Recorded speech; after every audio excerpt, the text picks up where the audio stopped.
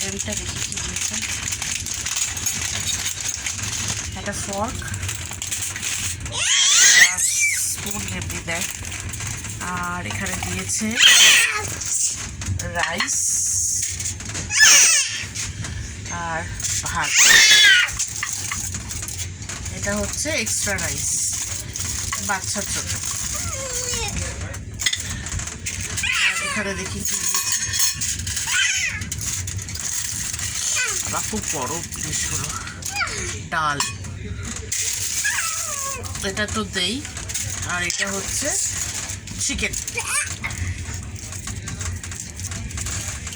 রুটি। আর দিয়েছে এখানে রুটি দিয়েছে,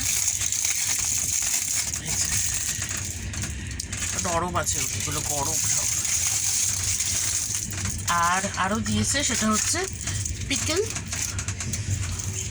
আর এখানে দিয়েছে এই স্যানিটাইজার, এইসব নুন টুন যা দেয়।